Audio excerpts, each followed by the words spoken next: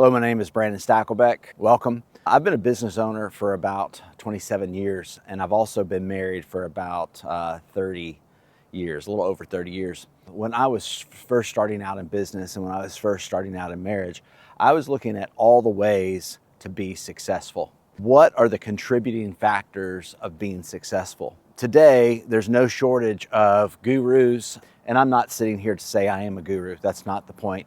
My point is that I had a little experience, and I can just tell from my own experience things that worked and didn't work. When I was growing up, and as I've aged over the last several years, I realized that there's a lot of things that are trendy. Things that are trendy may not be the things that are most valuable. I say that because when I was wanting to be successful, I thought I was going just to kill the coffee business, and really, I failed at it. Ultimately, I broke even, but I failed at it because I didn't hit my own goals. I didn't hit what I was wanting to accomplish. Through that process, I also was married, and being married, about the 7th year in, I hit a rough spot in my marriage. About lost my house. I was, just very close to losing my marriage and becoming a statistic.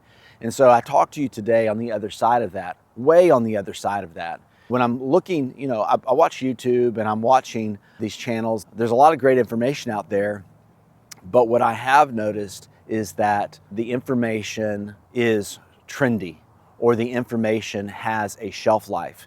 It has an expiration date. When you look at very successful people, is that they do not go after trendy things. They may be in a trendy industry. They may look like they are innovating, and they probably are. But at the base layer, at foundation level, they are tapping into foundational truths that never go old, that never go out of style. I want to encourage you, if you are a married guy, a married woman, and you're looking at the same situation that I looked at, if you're looking at losing your marriage, or you're thinking that you're about to lose your business, ultimately, my Heavenly Father saved me. He saved me. But He didn't do that by just some miraculous, out of the way, anomaly. He didn't do it with an anomaly or just a one-off, an outlier. What He did is He keyed me in. He opened my eyes to foundational truths that never go old, that never go out of style. These are foundational things.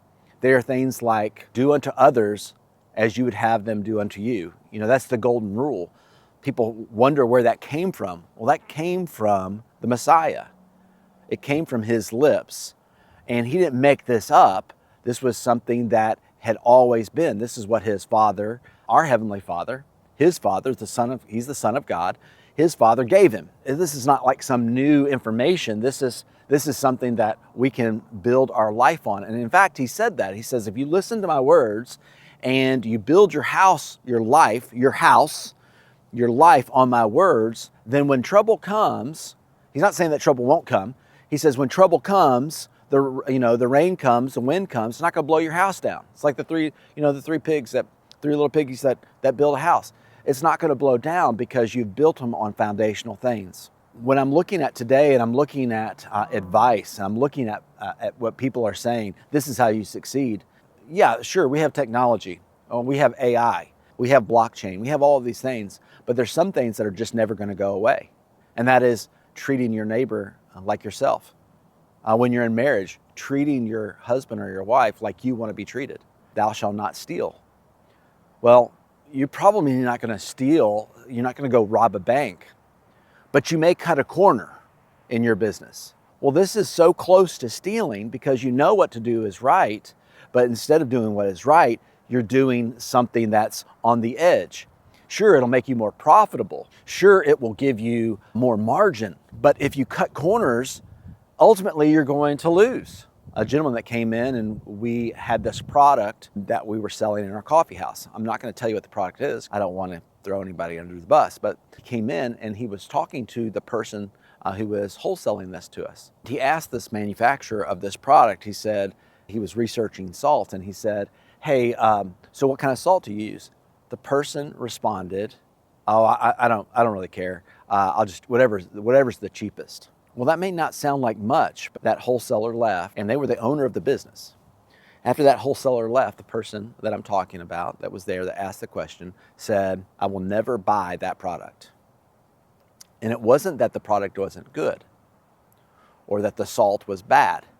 It was the person's lack of principle in giving the very best to the customer. And so we do this. That was tantamount to stealing. I'm sure there's going to be people that argue with me on this. But you can never go wrong with doing the right thing. You can never go wrong with following through and doing the very best job that you can. You know, we talk about giving value. And sometimes I think we give value because we're waiting for a transaction at the end of that value. We can never go wrong by doing the right thing. Another one of God's foundational things is don't bear false witness. Now these sound archaic, right? Thou shalt not bear false witness. Thou shalt not. That's like so old language, right? It was really written in Hebrew. But anyway, it's translated that way in the King James. Or thou shalt not steal. Those are archaic things, but thou shalt not bear false witness. We see this today. It's not that we're going to go around lying about people. How many problems have we created because we let gossip in our families and our marriages? And if you're a business owner, leaving gossip to take root and to be like a cancer in your organization, in your culture. Gossip is one of the main killers of culture and morale in a business.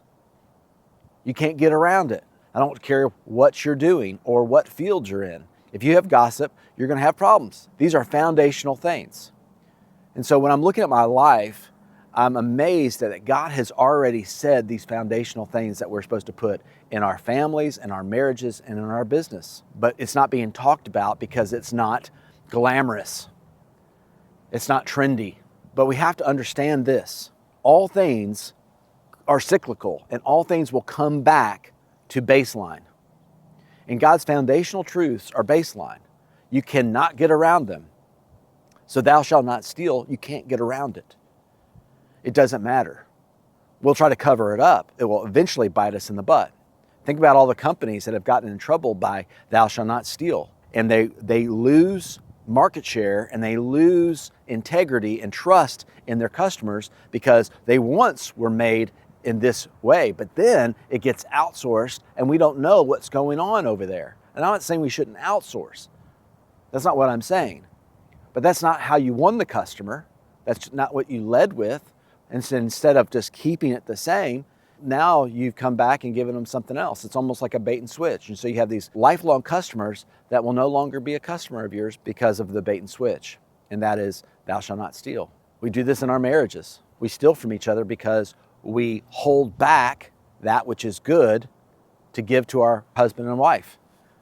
We hold things back. We hold back affection. We hold back praise. We hold back communication. We're stealing those type of things. I'm not saying anything new.